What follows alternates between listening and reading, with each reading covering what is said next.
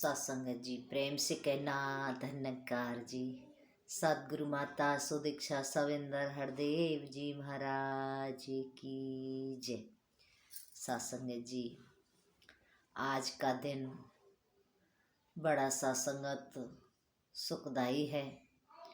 आज सत्संगत जी 23 फरवरी सदगुरु बाबा हरदेव सिंह महाराज के जन्मदिन के उपलक्ष्य में मनाया जाता है। सत्संगत संतों का जन्मदिन मनाना, सत्संगत जी बड़ी सत्संगत एक उत्साह के साथ सभी संत महात्मा आज इस प्रोग्राम में भाग ले रहे हैं। तो सत्संगत जी कुछ बाबा जी की यादें, कुछ बाबा जी की ऐसी छवि सत्संगत मनों में सबके एक स्थापित है। जिस तरह से सत्संगत के मन में वो रूप, वो रंग, वो वाणी, हर एक किसी के मन में सत्संगत आज वो हर संत के मुखार बिंद से, हर संत के भावनाओं से झलक रही है। सत्संगत जी सदगुरु ने वो कर्म किए। 36 वर्षों तक बाबा हरदेव सिंह महाराज इस मानवता के लिए अपने जीवन को समर्पित किया। एक एक कदम पर सत्संगत मानवता के लिए उन्होंने कदम बढ़ाए। तो सत्संगत ये कर्म बड़े ऊंचे कर्म होते हैं। सत्संगत जी बाबा जी कहा करते थे कि सत्संगत हम कुछ भी बने मुबारक है, पर पहले इंसान बने, पहले हम इंसान बने। सत्संगत जी इंसान बनने का मतलब है कि हमने इंसानियत को धारण करना है। जो इंसानी गुण होते हैं, जो इंसानी सत्संगत एक मानवता वाले गुण जो भी व्यक्ति अपने जीवन में अपनाता है वो बाबा हरदेव सिंह महाराज के वचनों को अपना रहा है। क्योंकि सत्संगत उनका यही उद्देश्य था, यही उद्देश्य रहा हमेशा कि हमने मानवता को कायम करना है। सत्संगत जी मानव का धर्म होता है, सबसे पहला कर्तव्य उसका यही होता है कि वो जहाँ भी रहता है वहाँ के वातावरण को शुद्ध रखे। सत्संगत कहते भी हैं प्रदूषण बाहर का भी हानिकारक है और अंदर का भी। सत्संगत ये बाबा जी का अपना एक नारा था कि हमने अपने अंदर के प्रदूषण को भी ख़त्म करना है और बाहर के भी प्रदूषण को ख़त्म करना है। क्योंकि सत्संगत प्रदूषण कैसा भी हो वो दोनों ही हानिकारक होते हैं। अंदर का जो प्रदूषण है सत्संगत, ये निंदा, नफरत, वैर, विरोध, ये सत्संगत जी हर इंसान के अंदर विराजमान है। यही सत्संगत इंसान को चैन से रहने नहीं देते, सुकून के साथ जीने नहीं देते। ये सत्संगत जी हमको हमेशा वो बिगाड़ने वाले काम ही करते हैं। कहते हैं चाहे पुल बनाओ चाहे दीवार बनाओ, मटेरियल तो एक ही होता है, वही सीमेंट होता है, वही बालू होती है। लेकिन सत्संगत जो पुल बनता है वो एक दूसरे को जोड़ने का काम करता है। सत्संगत जी किसी नदी के ऊपर पुल बनाए तो दोनों किनारों को वो पुल जोड़ देता है। लेकिन कहीं जब दीवार बनाते हैं तो सत्संगत घर घर में ही भाई भाई के अंदर ही दूरियां हो जाती हैं, दीवार लग जाती है। तो सत्संगत हमने अपने जीवन को उस तरह से जीना है जैसे बाबा हरदेव सिंह महाराज कहते थे। आज सत्संगत हम सभी कितने सौभाग्यशाली हैं कि ऐसे सद्गुरु हमको प्राप्त हुए जिनके जीवन से सत्संगत हमको हर प्रकार की प्रेरणा हमको मिलती है। सत्संगत जी सद्गुरु बाबा जी तो हर घटकी जानते थे। सत्संगत जी वो एक बार हमारे एक महापुरुष हैं जिनका नाम मान सिंह है। तो सत्संग जी उनकी सेवा समागम में गए हुए थे। समागम में सेवा लगी उनकी, तो कहीं ऐसी सेवा लगी थी सत्संगत बहुत दूर, वहाँ ना कोई माइक ना कोई आवाज़, सत्संग का कोई सत्संगत शब्द उनके पल्ले नहीं पड़ रहा था। इस तरह से उनकी सेवा लगी हुई थी। अब मन में विचार आ रहे थे कि हमारी ऐसी जगह सेवा लगी है, ना हम सत्संग सुन सकते हैं और ना हम विचार और ना हम गुरु के दर्शन कर सकते हैं। तो सत्संग जी बाबा सदगुरु तो अंतर्यामी होते हैं। समागम खत्म होने के बाद में देखते हैं रात को महात्मा के सदगुरु वहाँ से घूमते हुए गुजर रहे हैं। सत्संग जी सारे संतों को दर्शन दिए। ये तो सत्संगत घट घट की पट पट की जानते हैं। तो महात्माओं की आंखों में आंसू आ गए कि बाबा जी हम तो सोच रहे थे कि आपको हमको दर्शन ही नहीं होंगे। सत्संगत ये इस तरह से हर गुरसिक का, हर महात्मा का सत्संग जी ख्याल रखते थे।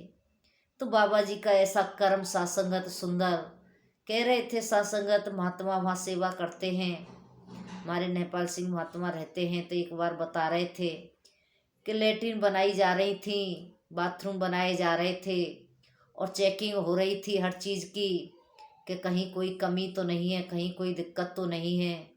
तो सत्संगत बाबा जी साथ में थे। तो मन में ख्याल आया, महात्मा कहने लगे जब 3 लोग का मालिक चेकिंग कर रहा है तो कमी तो कहीं रह नहीं सकती।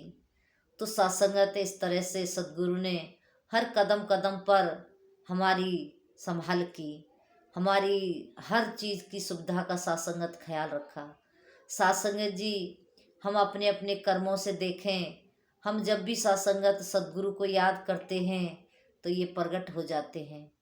दासी भी एक बार सत्संगत अपने घर में ही रसोई में कुछ खाना बना रही थी। दासी बना रही थी सत्संगत, तो आलू के भरे में पराठे बन रहे थे। तो सत्संग जी बड़े सुंदर बन रहे थे। मन में बड़ा सुंदर सा ख्याल आया कि सच्चा बादशाह आपका भोग लग जाए तो दासी पे बड़ी कृपा हो जाए।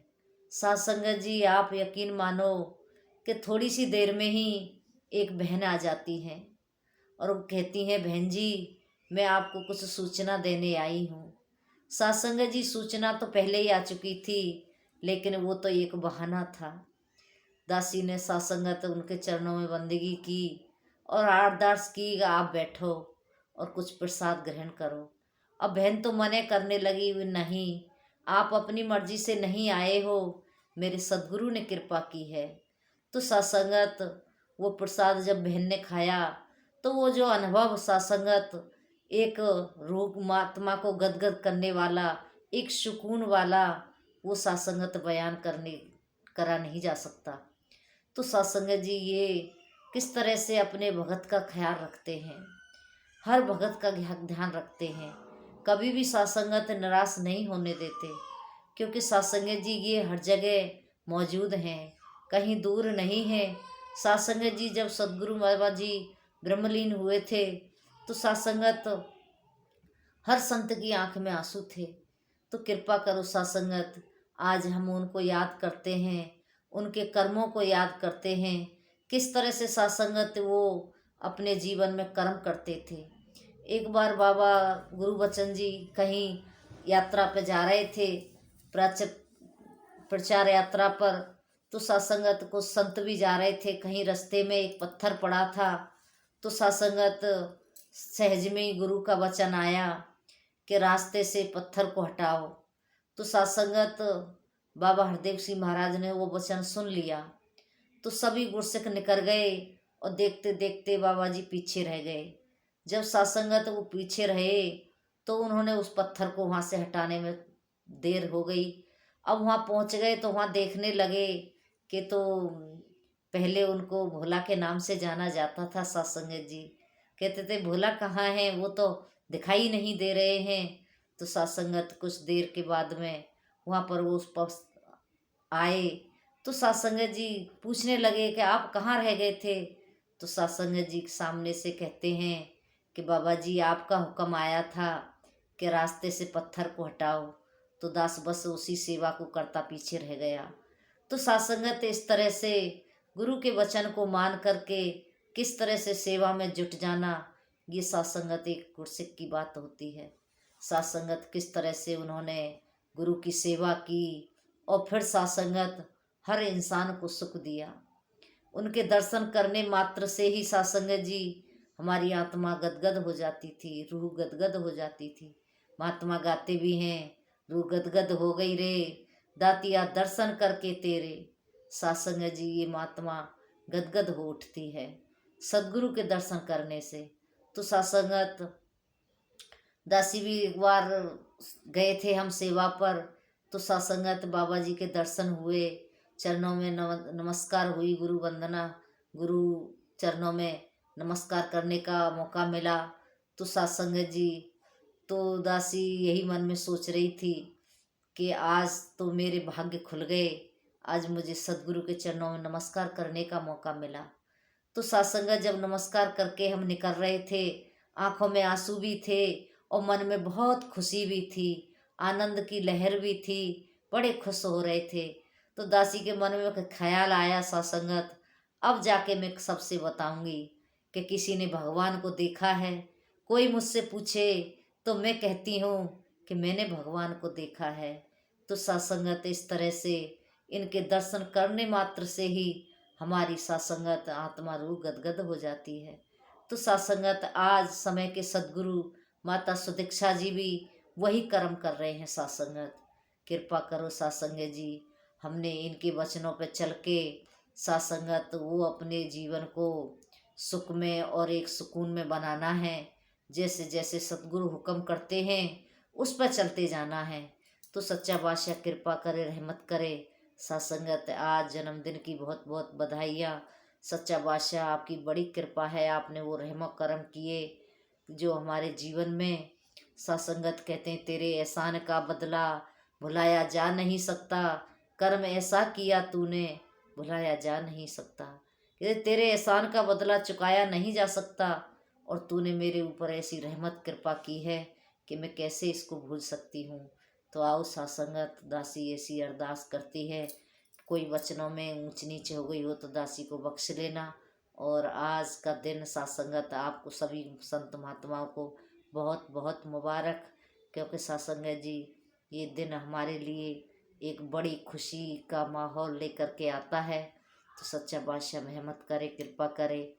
गुरु के वचन पर चलना ही सासंगत गुरसिक का एक जीवन होता है, गुरसिक का एक भक्ति होती है। तो सासंगत हमने ऐसी भक्ति करते चले जाना है, सदगुरु के चरणों में हमेशा सेवा सुमरन सत्संग करते हुए। आज समय के सदगुरु माता सुदीक्षा जी हैं, तो जो भी आदेश देते हैं उस पर हमें चलते चले जाना है। तो ऐसी अरदास प्रार्थना है। पानी भरे पनिहारियाँ रंग बिरंग घड़े, भरिया उसका जानिए जिसकी तोड़ चढ़े। और सासंगत कहीं शब्दों में ऊंच नीच हो गई हो तो दासी को एक नादान बच्ची समझ के बख्श लेना, माफ़ कर देना। प्रेम से कहना धन्यकार जी।